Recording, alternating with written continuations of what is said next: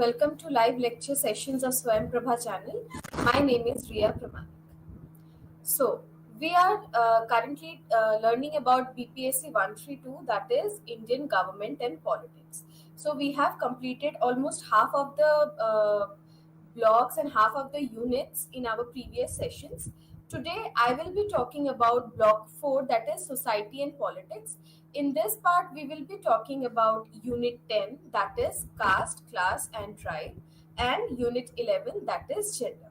So let's begin with Unit 10, that is Caste, Class and Tribes. So this entire unit, that is Unit 10, is about identities. Identities denote relations among social groups. That means when a person is living in a social group, he or she have certain kinds of identities. He must be a man, a woman, upper caste men, lower caste women. There are many identities in which the social groups exist, and some identities are hereditary in nature. Hereditary, for hereditary, I mean to say that which comes with the generations after generation, it used to carry forward. So, the nature of such identities may undergo changes, but these identities remain. So, the identities which are hereditary in nature that remains, even though if it undergoes with certain changes. Such identities are known as caste. Some identities are not hereditary. So, as we are learning about caste, class, and gender, we can say that caste is a hereditary in nature, whereas there are some identities which are not hereditary in nature, that doesn't carry forward from generations after generations. These identities depends upon the economic conditions of a person, and such identities are known as classes.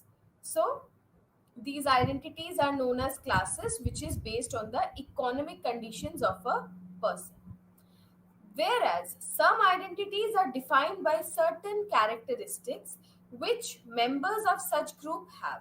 Such identities are known as tribes. So, caste, class, and tribes are among several other identities such as religion, language, or region. So, as we know that India is a very diverse country where there are many religions, languages, culture, ethnicities living together. In that, we also have identities like caste, class, and tribes. And in this session, we will be trying to learning about these identities, these three particular identities in our lecture. So let's begin with caste. Caste denotes position of a social group in a hierarchy of relations. So always remember that in caste there are certain hierarchies. This position is based on the birth of a person. As we already discussed that it is hereditary in nature, that means generations after generations people will carry forward these identities among themselves. That means it is based on the birth of a person. Apart from the caste being hereditary, it is also endogamous. So, as we learn this term endogamous, let's talk about this. What does it mean? So, endogamous means that a person can marry within his or her caste only. Endogamous means you can't go outside that caste. These are the notional feature of caste. No person can move uh, outside the caste, and he has to marry in the caste only. So traditionally every caste was assigned specific occupation in society. So each and every caste which exists in our Indian society are assigned some kinds of occupation which they can carry, which they can do in their lives. So, the caste based occupations also indicated the social hierarchy in the society. So, people who are generally associated with reading Vedas and books, holy books, and Sanskritic books, they are known as Brahmins. There are also people who are assigned the job of securing the population of a space or an area. They are known as Kshatriyas, whose ultimate job is to protect the people. Next come the Vaishyas, who are involved in agricultural practices and other uh, occupations, like for example artisans and all. And then come the Shudras, and the task assigned to Shudras are to helping and serving the three castes, upper castes, that means Brahmins, Kshatriyas and Vaishyas.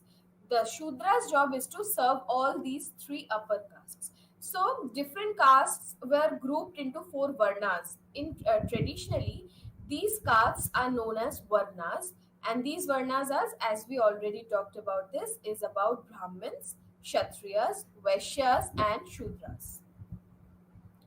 The erstwhile untouchable caste, which are placed in the scheduled caste category in the government gazette, are also known as Dalits. So, from ancient time, there is a particular caste which is considered to be untouchable because of their job, which is considered impure in nature. So, these people, when India got independence, these people were placed into a category which is known as scheduled caste category, and in the government's gazette they are known as Dalits. Over the years, especially after independence, these ideal features of caste have undergone significant changes. So, with time, the history moves forward, and there were many changes occurred in the ideal features of this caste system. However, its two features, that is hereditary in nature and endogamy, remain largely enduring. So, though there were many changes occurred with time, but there were two features that remains till now, that is hereditary nature of caste and endogamy. According to Louis Dumont, the author of Homo Hierarchius, different castes in India are placed in a graded hierarchy. There is a graded hierarchy where these caste peoples are situated, or they were given different levels of their caste. So he argues that in power relationships among castes, Brahmins enjoy more decisive role than the Kshatriyas. It is because it is believed that the purest form of any caste, that is Brahmins, they are the one who have the right to read the texts, the traditional texts like Vedas, Upanishads, Puranas, and they also played a very important role in the kingdoms. They used to give advices to the king to run the country. So, according to him, Louis Dumont, he says that Brahmins enjoy more powers and more decisive rules than the Kshatriyas. Dumont's notion of caste has been challenged by Nicholas Dirks and others. So there are many theories regarding this caste hierarchies, and they were also challenged, they were also criticized by some other authors. So the Dumont's notion was criticized as it failed to explain the social change, dynamism, and individualistic strivings even within the traditional Indian society. So, on these grounds, Dumont's notion of caste system is criticized by Nicholas Dirks and other authors.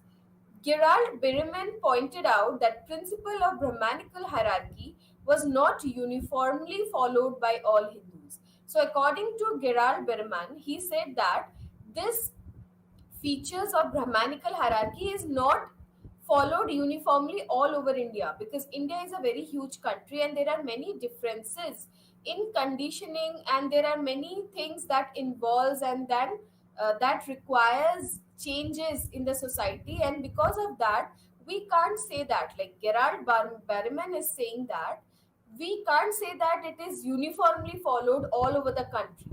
So he said that it is not uniform. He also criticized the Dumontian notion that power and economic factors are distinct and epiphenomenal to caste. So, this is what Dumont got criticized upon by Gerald Berman, that there is a notion of power and economic factors. Nicholas Dirk cites ethnographic and textual evidences to demonstrate that Brahmins and their texts were not so central to the social fabric of Indian life. So, according to this view, power relations and command over men and resources were very important. So, there were many resources, natural resources, and other resources, and the command of men over them is very important to understand. Brahmins were merely ritual specialists, often subordinate to powerful ruling families. So, according to that viewpoint, they are saying that the Brahmins, they were only ritual specialists. They used to pray gods. They were the priests who were taking care of all the ritualistic things. So they say that they often subordinate to powerful ruling families. That means ruling families are more powerful than the Brahmins. So according to this view, the caste-based scriptural or Brahmanical model of traditional India was an invention of the British Orientalists and ethnographers. However, caste played a very critical role in the Indian social reformers and nationalist perception of caste. So, it is said that it is certainly not a mere product of British imagination, but it also, the caste played a very important role in the Indian social reformers and nationalist perception also. So, there are many policies of the state which diluted the rigidity of caste relations. So, let's talk about these policies which tries to dilute the rigidity of caste system from our Indian society. So, these policies are social welfare scheme for the welfare of marginalized groups. So there are many castes who are supposed to be low in the social hierarchy, and they were discriminated on many bases. So to for the welfare of those marginalized sections of the society, there are many social welfare schemes for these marginalized groups. Implementation of constitutional provisions prohibiting caste based untouchability, because as I already told you that the upper three castes were served by the shudras or the dalits were considered to be impure in nature, and because they used to do menial jobs, and that is why they were considered untouchables by the upper caste of our Indian society, which is very wrong. And that is why whenever India got independence in the year 1947, the constitution makers made sure that these kinds of discriminatory practices should be abolished. So there were the implementation of constitutional provisions which prohibits these caste based untouchability things.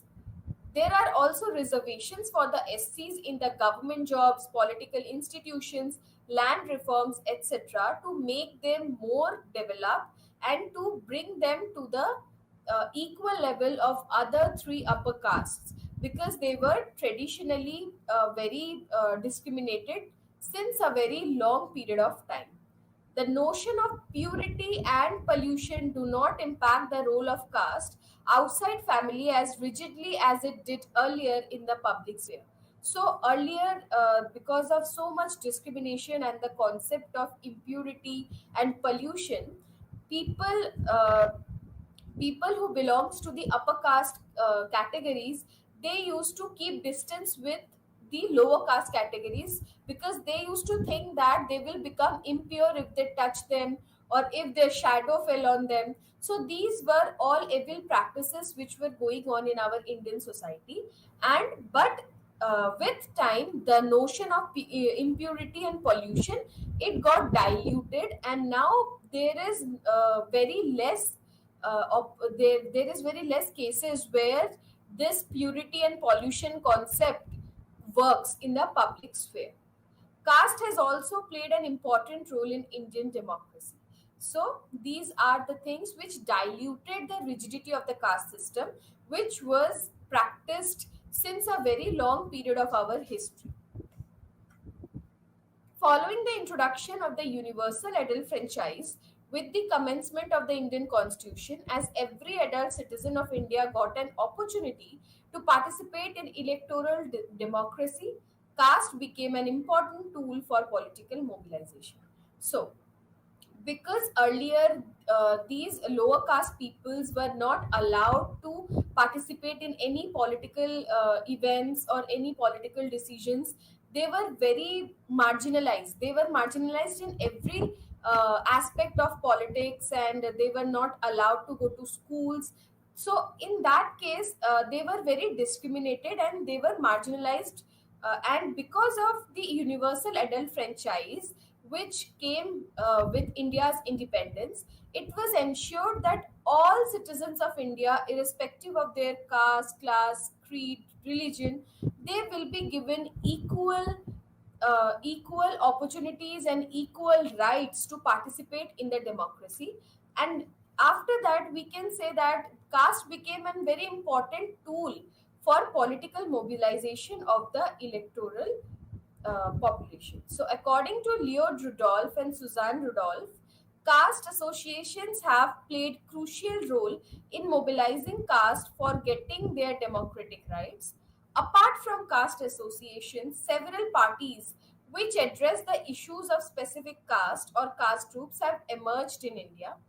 These parties aim to empower specific castes. So there are many parties whose foundation is based on the caste system, and they belong to a particular caste, and they try to they try to uh, empower these specific castes so that they can also have same kinds of equal rights, and they can also voice their opinions as like other caste members. So the policies of the governments led by these parties devised policies to mobilize their support. They help them to get support of various castes. So we can say that caste also started playing a very important role in our politics.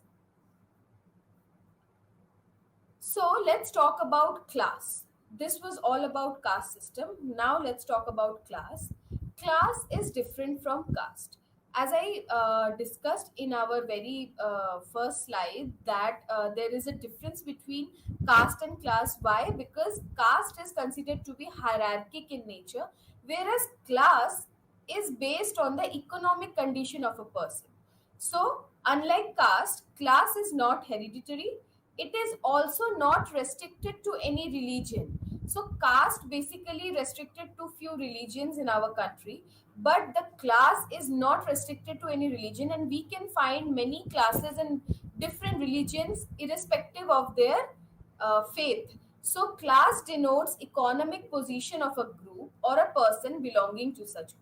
So it is the notion of class is particularly based on the economic factors. So class is generally associated with the relationship of a person to the economic aspect. It shows the relationship of a group with the economic resources, control of the resources, and their distribution among groups or individuals. So, how the economic resources are distributed among different people, and who controls what resources and who controls the major resources, and the distribution among groups and individuals, it is all about class relationships. So although class is an economic category, it is not devoid of its relationship with non-economic aspects such as caste, tribe, or religion. So though it is based on the economic aspect of a person, but it is also not totally separate from the non-economic aspects such as caste, tribe, or religion. In Marxian terms, there are basically two types of classes: the haves and the have-nots. So let's talk about what Marx call about classes. He considers that there are two classes, that is haves and have-nots, which we will see in our next slide. The haves, according to Marx, own resources or means of production. So, if it, suppose there is an agricultural production going on, so who will be owning the means of production? According to Marx, it is the haves who have that resource to own the means of production. The have-nots do not own resources but have labor power. So the person, for example, if we talk about an agricultural field, the machineries, the instruments to plug the land or tilt the land, all things will be owned by the haves. The have-nots don't have any means of production, but what they have labor power. So they used to work in those fields, and that is why they are considered have-nots, because they don't own any resources. In a capitalist society, those who own means of productions are called bourgeois or bourgeoisie. So According to Marx, in a capitalist society, the persons who owns the means of production, they are known as bourgeoisie. They do not work, and work in their enterprise is done by the workers or the proletariats. So the person who owns all the means of production, they are known as bourgeoisie, and they themselves do not work on their own field. It is the workers or the proletariats who work in their field using their labor power. So there are two classes, haves and have-nots. Have is bourgeoisie and have-nots are proletariats. Bourgeoisies don't work on their field. Proletariat don't have means of production, but they work on the bourgeoisie's land. So the bourgeoisie make profit from the labor of the workers. Since in India, the industries from a smaller proportion of economy in comparison to agriculture, the industrialist and the working classes form smaller part of classes.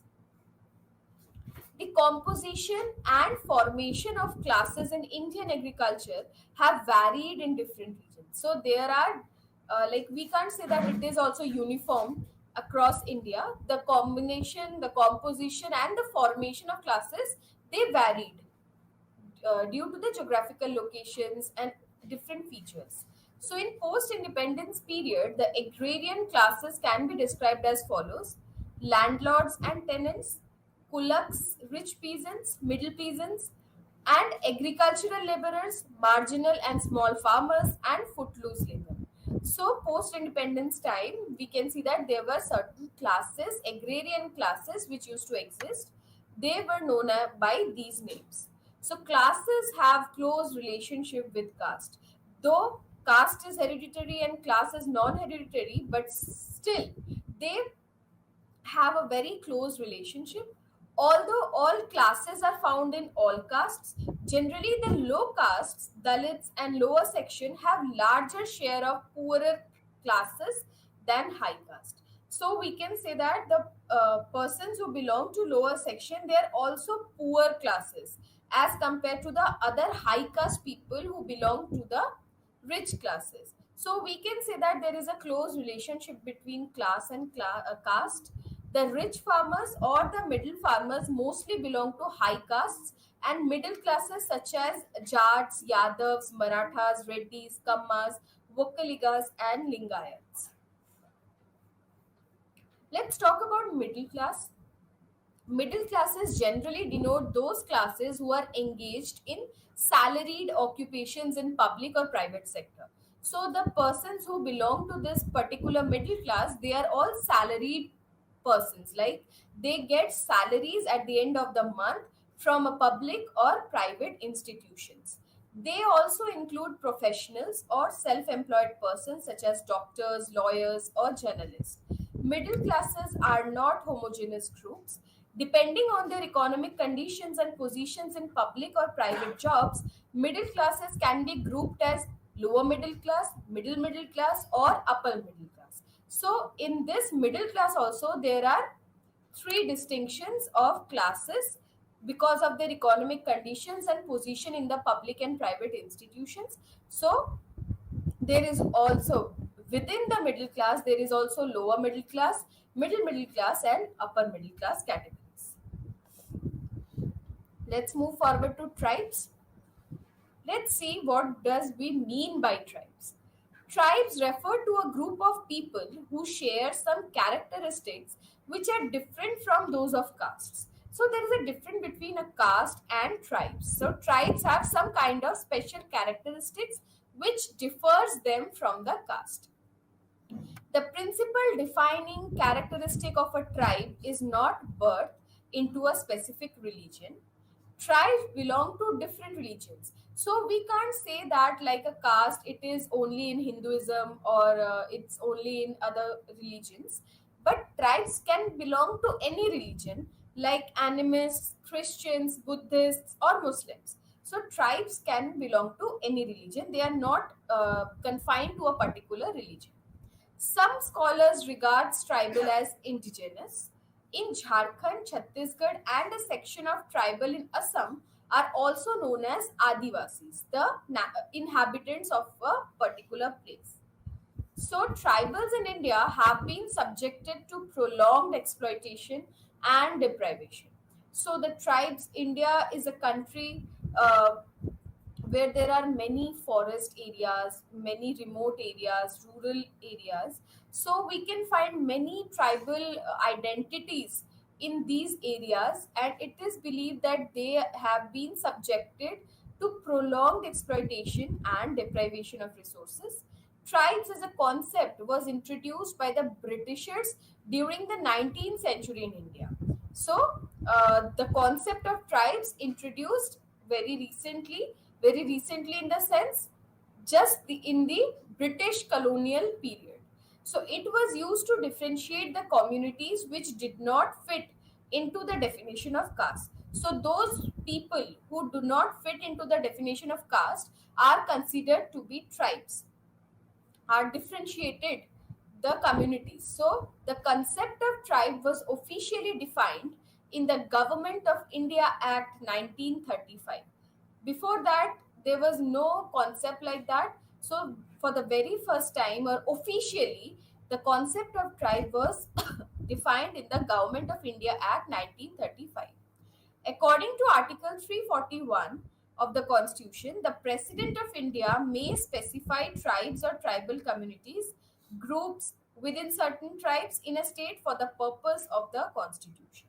So, there are many articles dedicated to the tribal peoples of our country. Among them, 341, Article 341 is one of them. So let's talk about Article 342, which provides special administrative measures for the welfare of the scheduled tribes. So there are many administrative measures that undertakes the welfare of the scheduled tribes of our country.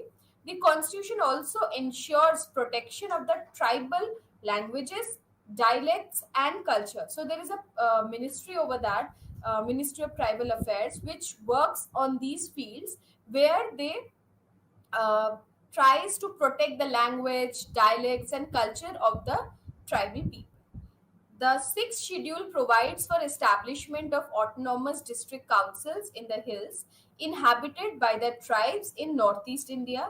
There is a schedule, particular schedule that is at the sixth schedule, which provides for establishment of autonomous district councils in the hills that is inhabited by the tribal people in the northeast India. The fifth schedule area provides for the establishment of tribal advisory councils in tribal dominated areas of mainland India. So, in the sixth schedule, it is for the northeast India. The fifth schedule is for the mainland India. The Constitution of India contains many special assertions for the tribes. So let's talk about the characteristic of tribal people in our country.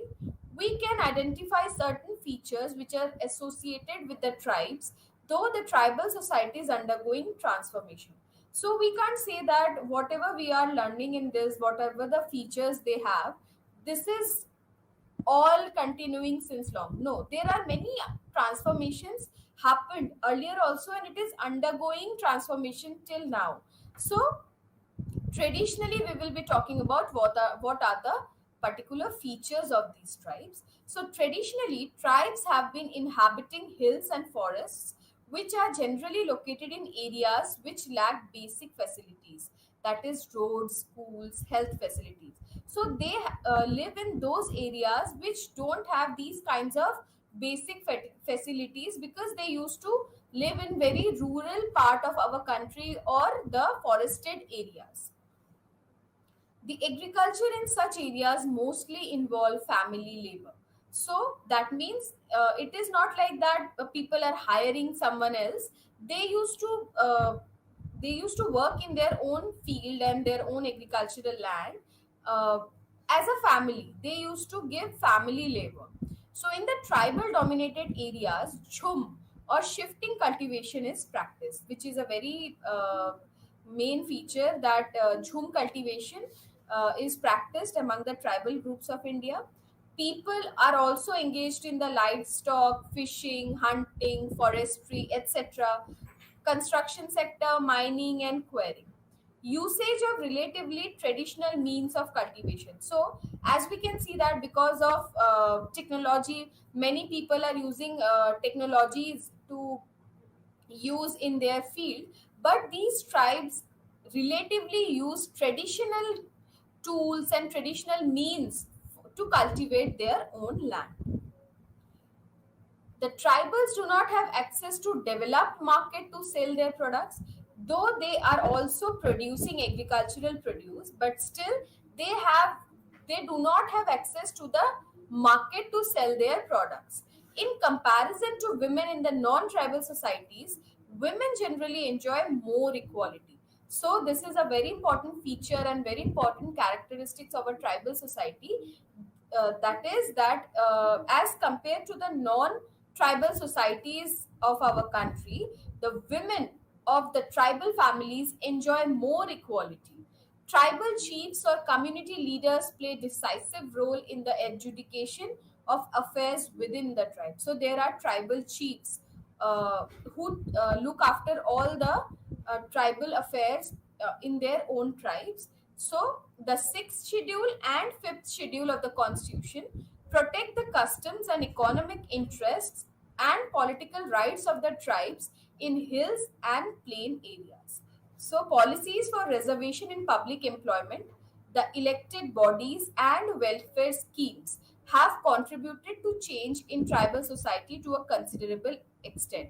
So because they were devoid of all those basic facilities, so there are many ways through which the constitution of our country tries to uplift these tribal peoples like all other citizens of our country. So there are reservations provided to the tribal people in public employment, elected bodies and welfare schemes are also there, which can uplift their conditions.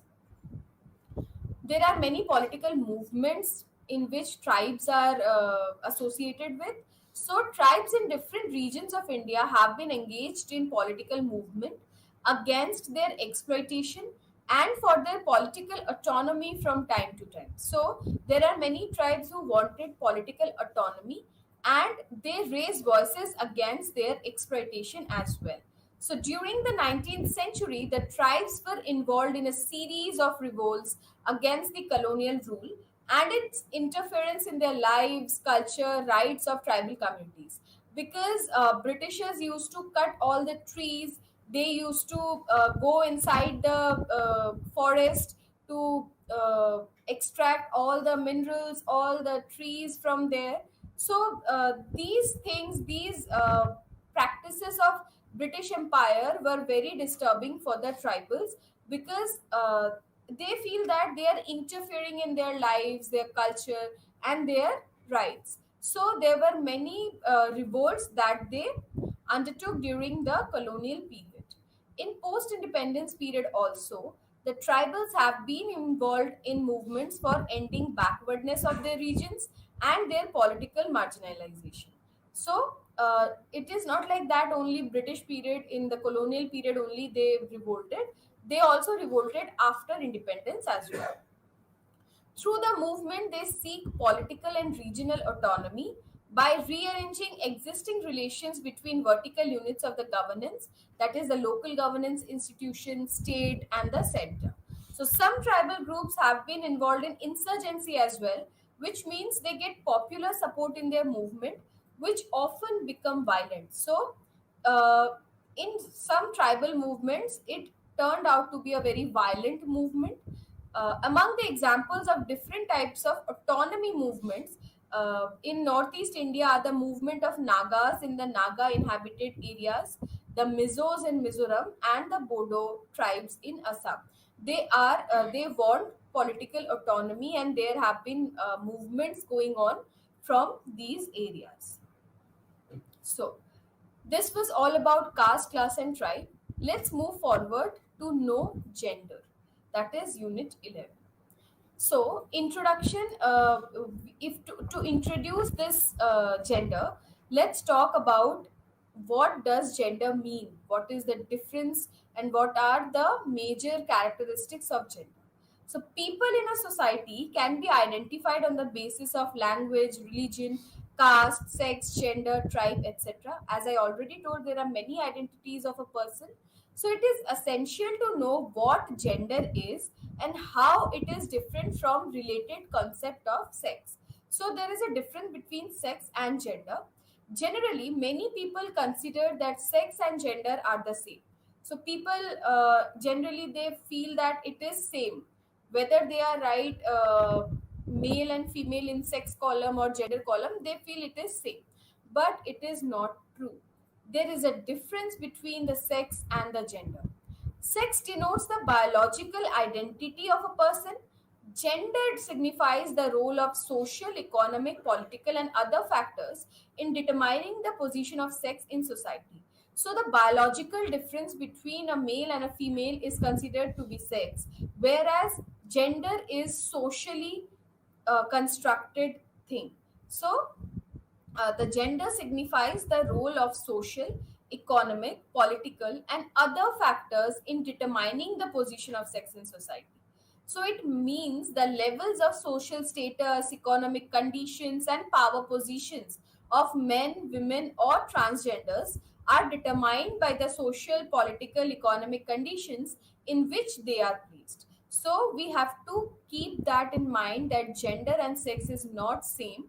Gender is socially constructed and it considered to play significant role in the political, economic, and social aspects of the society. As men, women, and transgender grow in different circumstances, they do not enjoy similar status in society. As we all know, there are many discriminations happening over these gender issues.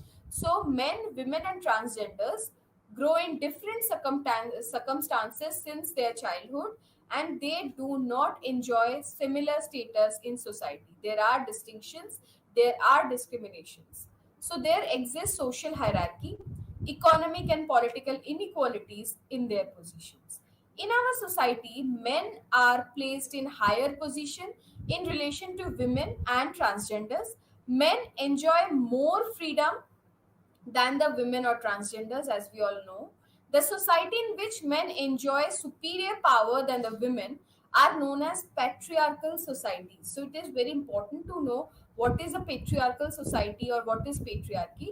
So it is a society where men enjoy superior power than women and transgenders. So these societies are known as patriarchal society, and in these societies where women theoretically enjoy power in certain aspects of society are called matriarchal societies. So where there is superior power of men, it is known as patriarchal society, and there are also societies where women theoretically enjoy power more than men, that is matriarchal society. So, patriarchal values do not treat women with equality. If a person has patriarchal values, then that means they feel that men are superior than women and they do not treat women equally as compared to men.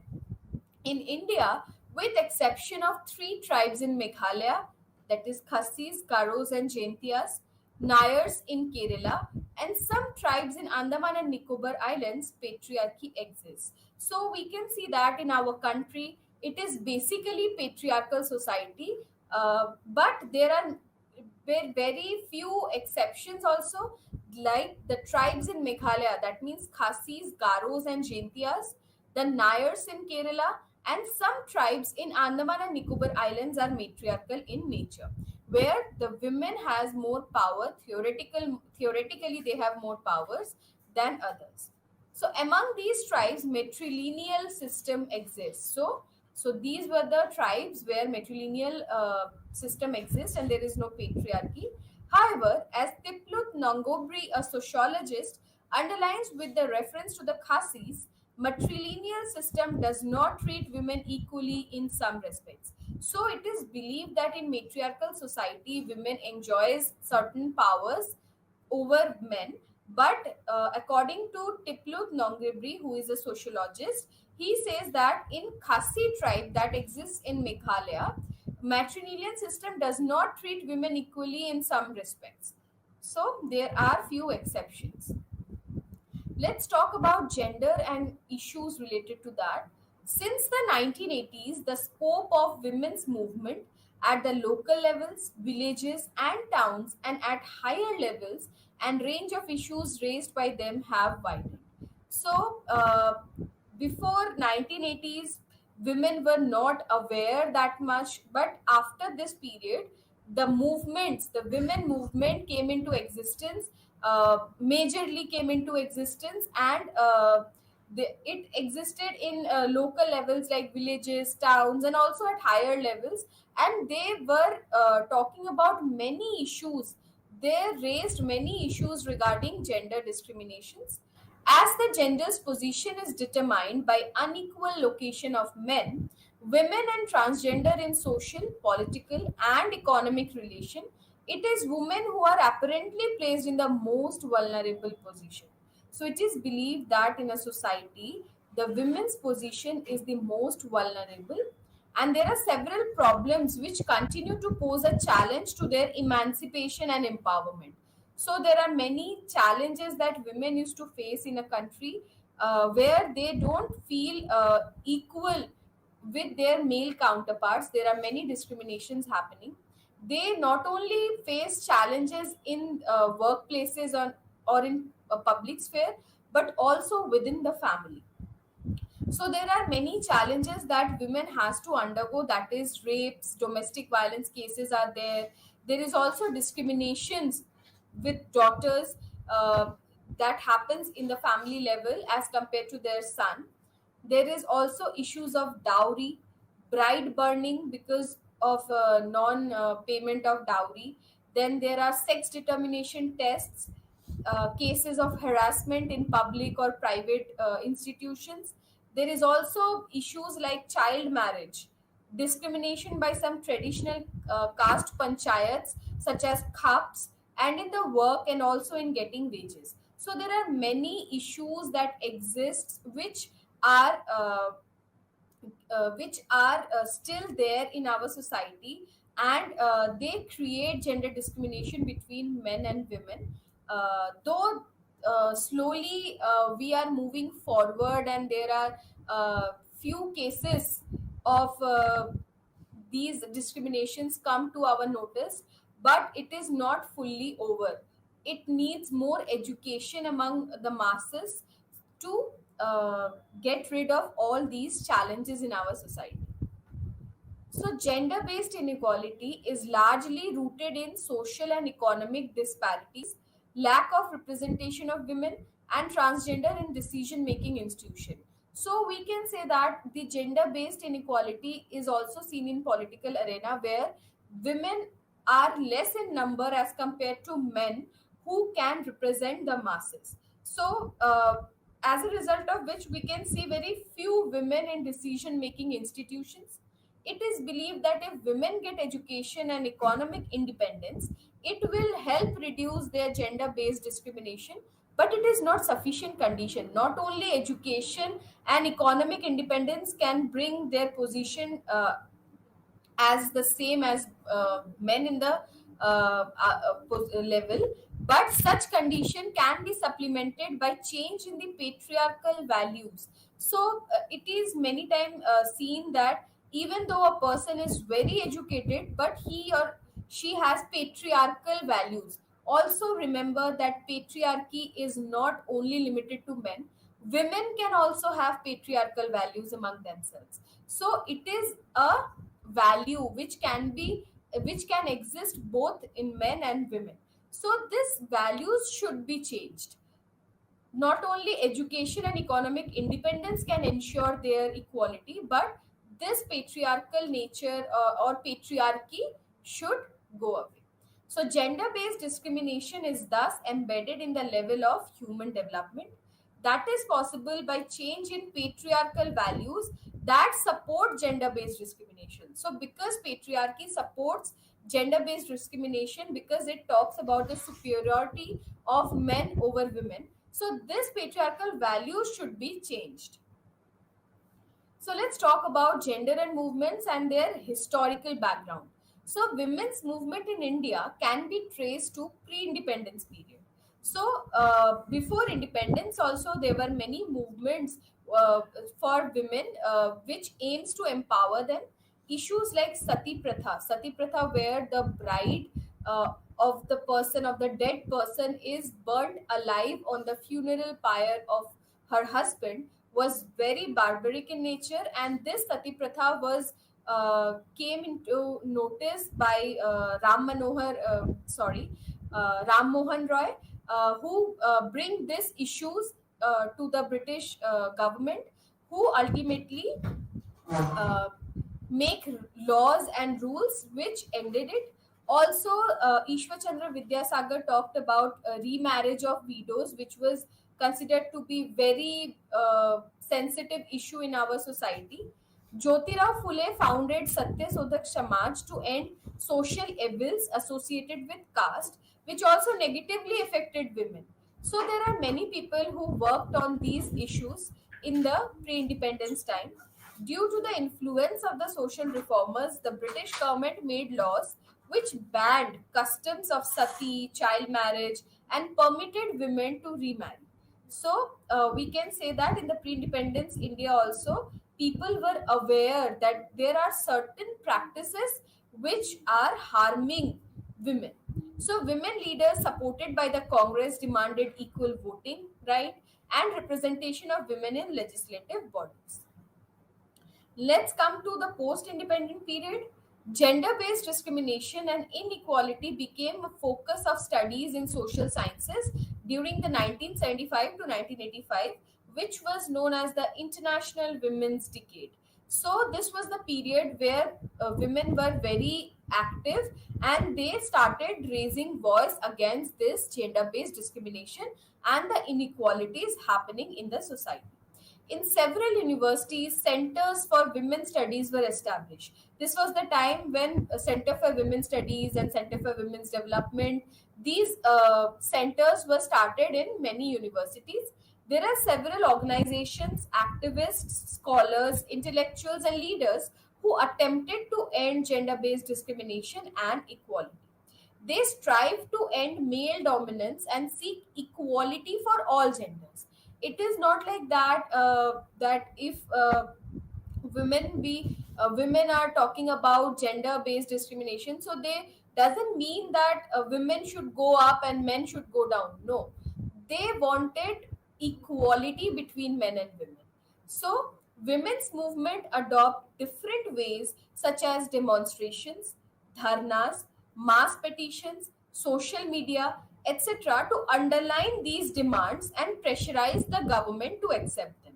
So, many things were happening in this period between 1975 and 85, and that is the reason why this decade is known as International Women's Decade, because many activities were happening, people were demonstrating, people were giving dharnas, there were mass petitions, and social media was also used at recent times. So it can be seen that there is awareness among the masses of Indian society. Not only women were participating in these activities, but also there were many men who were also participating and who were wanting to create equality between genders. So, these ways also help to generate consciousness and sensitize people about gender discrimination and gender inequality. So, all these activities, all these dharnas, all these protests which were happening, they helps to generate the consciousness among the people, and it also sensitize people about gender discrimination and gender inequality. Gender discrimination and inequalities are intertwined with caste hierarchy and economic inequality.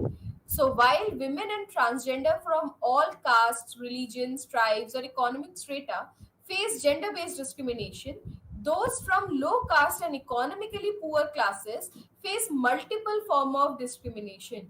So, as I already told you, that a person has many identities: religious identity, class identity, caste identity, gender identity. So there are many discriminations happening over these identities also. So organizations such as Self-Employed Women's Association, in short form it is known as SEBA, Working Women's Forum, and Annapurna Mahila Mandal empower women by carrying out economic activities. So there are many there are many forums, there are many organizations who work for uplifting the economic condition of the women in our country.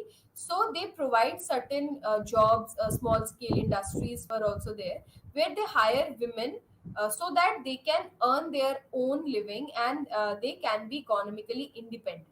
So let's talk about the LGBTQ community and transgender persons. Gender based movements are part of new social movements. So always remember that these gender based movements are part of new social movement. The new social movement refers to those social movements for collective actions which are different from movements occurred prior to the 1980s in following ways. So there were also social movements before new social movement, and there are many distinctions between new and old social movements, so which we will be talking about in this slide. So there are movements of those social groups or social classes which were not visibly involved in collective mobilization. So this is the one feature which talks that there are movements of the social groups or social classes which were not visibly involved in collective mobilization. They address these new social movement address new kinds of issues, and they claim to be politically apolitical, or they are not affiliated to any political party. Apolitical means when you are not affiliated to any political party, and you are neutral. So these new social movements raises issues which are very new kind. So among such groups are included the transgender groups. They are also known as LGBTQ. And what is the full form of LGBTQ? It is lesbians, gays, bisexuals, transgenders, and queers. So this is LGBTQ. You should remember all these terms. So, according to the Transgender Person Protection of Rights Bill 2016, a transgender person is one who is neither wholly female or male. So, there is a bill which came in 2016, which is known as the Transgender Person Protection of Rights Bill. They in that bill there is some features which the bill talks about the transgender person. They define transgender person as a one who is neither wholly female or male, a combination of male and female, or neither male nor female. So, transgender face discrimination due to the status of their gender, because traditionally it is believed that there is only two genders, that is men and women.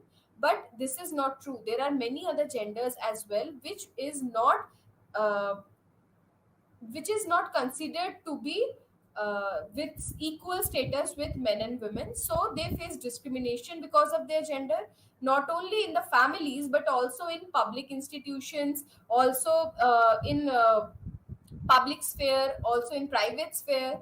So they face social stigma, discrimination in getting employment in public or private institutions and within their families. So not only they were very much discriminated in the outside world, but it is very sad that they are also discriminated within the family, in which family they used to belong, and they have relatives from that family, and they face inequalities within that area.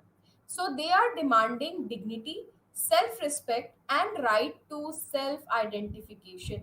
So what they want self dignity, because these LGBTQ and transgender persons, they were not given, they are not considered to be human being because of their gender. They were treated so badly in our society. So they demand dignity, they demand self respect, and right to self identification. So this was all about our today's class, in which we have talked about class, caste, and tribes. So to give an overall view of our today's class, we talked about caste, class, and tribes, where we can see that how caste, class, and tribes are different from each other.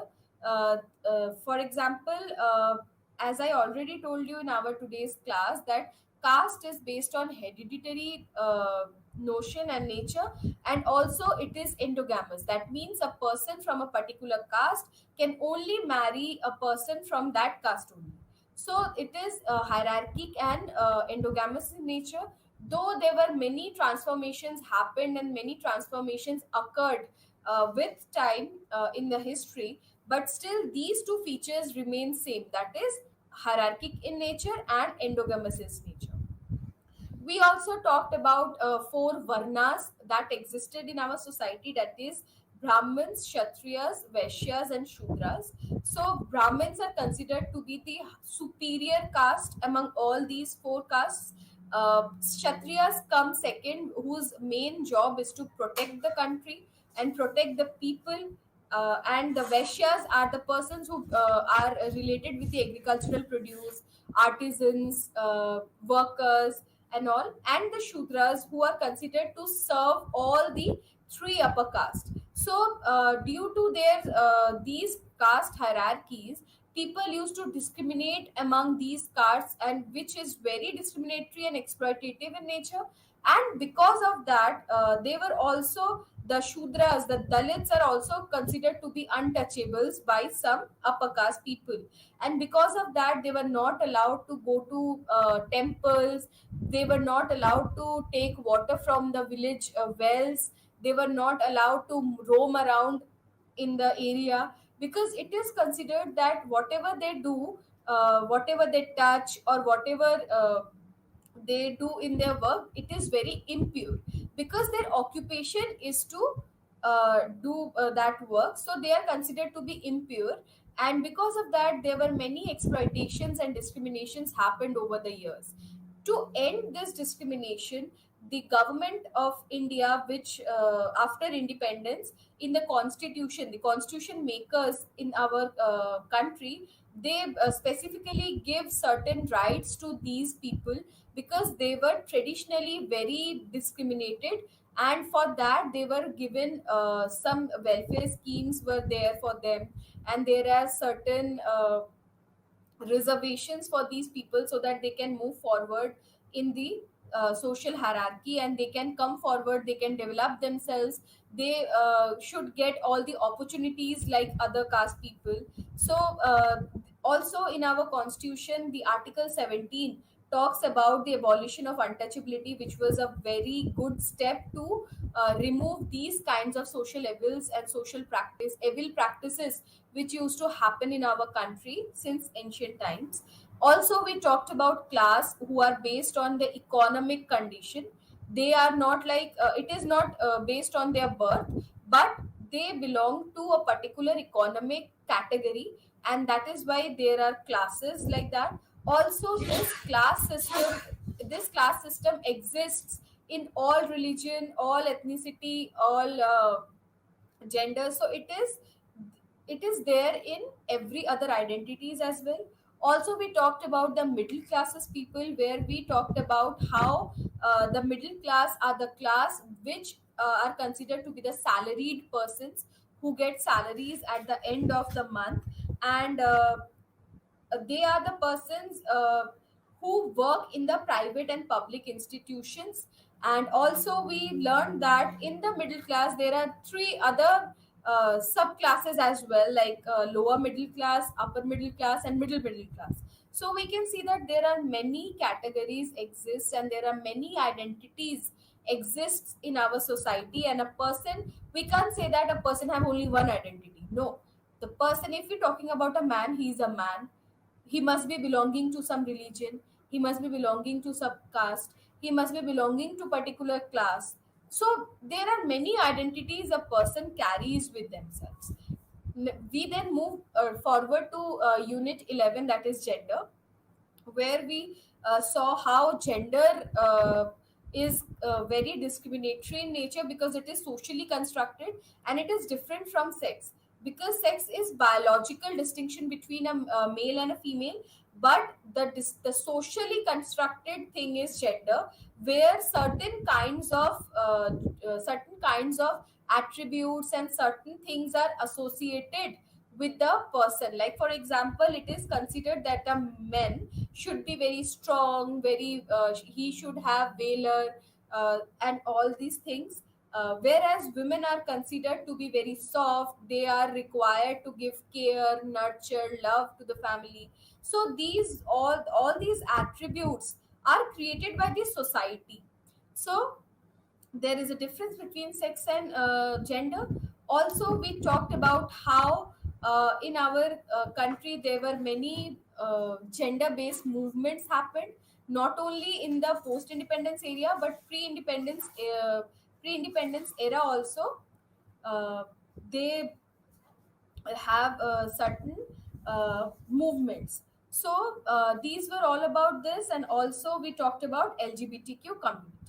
So in the next class, we will be covering the topics, that is Unit 12 about workers and peasants, and Unit 13, that is secularism. So this is all about today's class. Thank you.